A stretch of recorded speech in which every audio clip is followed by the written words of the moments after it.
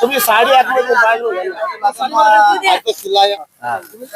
सारखं सारखं सारखं करायचं काय? खाली मुंडका वर पाय.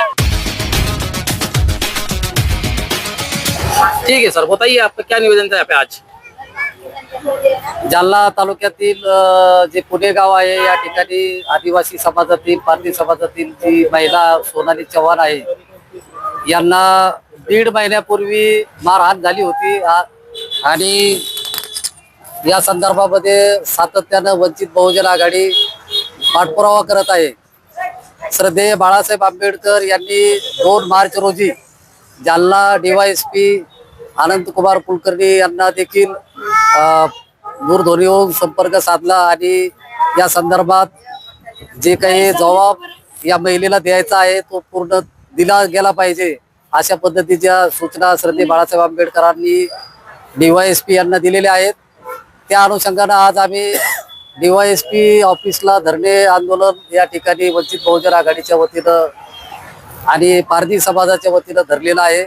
आजच्या या आंदोलनामध्ये DYSP यांनी आम्हाला सांगितलेलं आहे की उद्या या प्रकरणामध्ये जे काही पीडित महिलेचं म्हणणं आहे आणि जो काही जबाब आहे तो पूर्ण या ठिकाणी घेतला जाईल आणि म्हणून या ठिकाणी आम्ही आजच्या या आंदोलनाच्या माध्यमातून आव्हान असं करू इच्छितो की या ठिकाणी या प्रकरणामध्ये अनेक लोक या जातीवाचक या ठिकाणी गावामध्ये मारहाण करताना देखील जातीवाद झालेला आहे.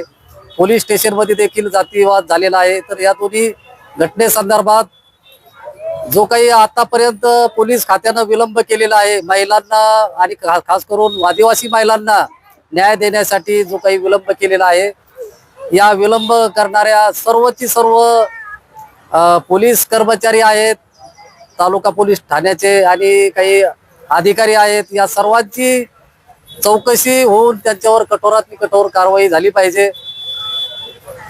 ही कारवाई जर पूर्ण या ठिकाणी या कार्यालयाकडून झाली नाही तर वंचित बहुजन आघाडी निश्चितरित्या आपण या पोलीस डिपार्टमेंटला सांगू इच्छितो की यापेक्षाही मोठ्या स्वरूपाचं आंदोलन या ठिकाणी वंचित बहुजन आघाडी आणि पारधी समाजाच्या वतीने केले जाईल. जैसे आप जो बोल रहे हो कार्रवाई नहीं हुई थी, इसके बाद तो जो प्लानिंग है आपकी, क्या प्लानिंग करके चल रहे हो आप?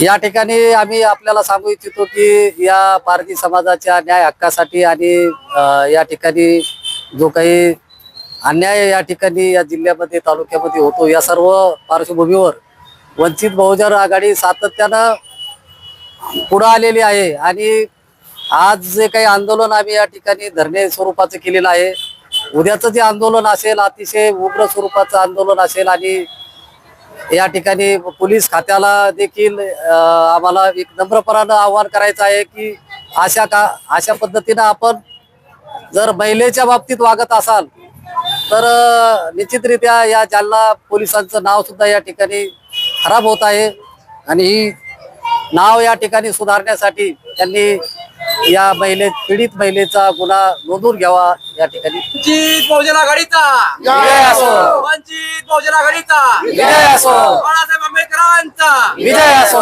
बाळासाहेब आंबेडकरांचा विजय असो.